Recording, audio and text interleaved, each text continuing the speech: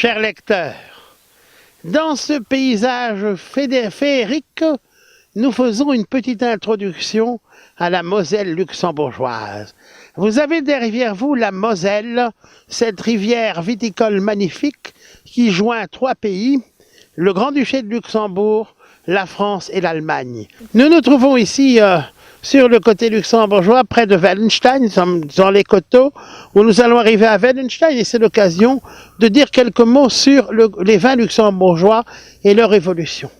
Qu'est-ce que nous avons comme cépage au Luxembourg? Bien, des cépages typiques comme l'Elbling.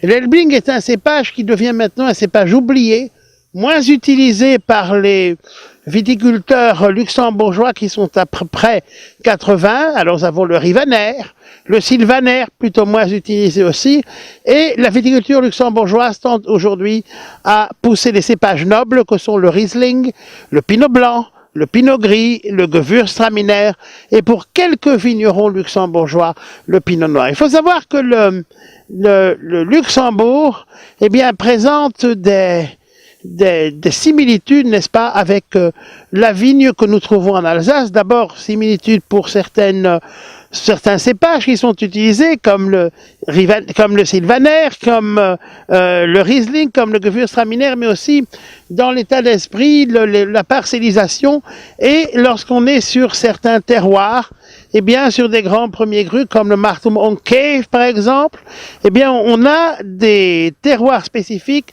et on a aussi du sol spécifique. Et les vignerons essayent, de par leur vinification, de mettre en avant ces terroirs.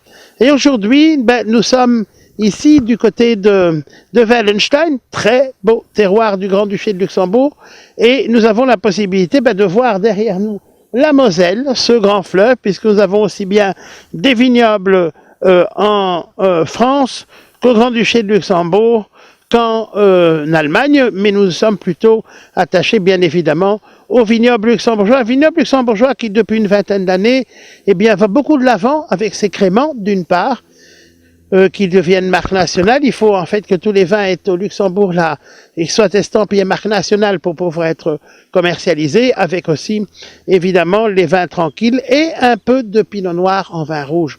En quelques mots, voici comment est structurée aujourd'hui la viticulture du Grand-Duché de Luxembourg, qui nous réserve sur le plan qualitatif vraiment de très belles surprises.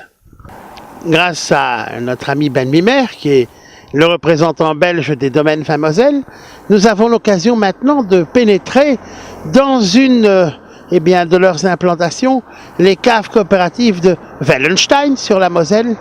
Venez, nous allons entrer, nous allons y faire un tour.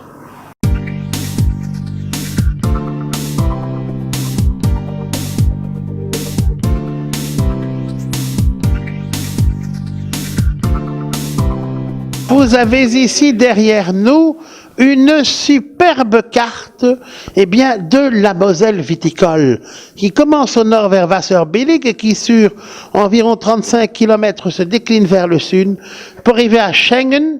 Schengen qui est le village des trois frontières, frontière allemande, frontière luxembourgeoise et frontière française.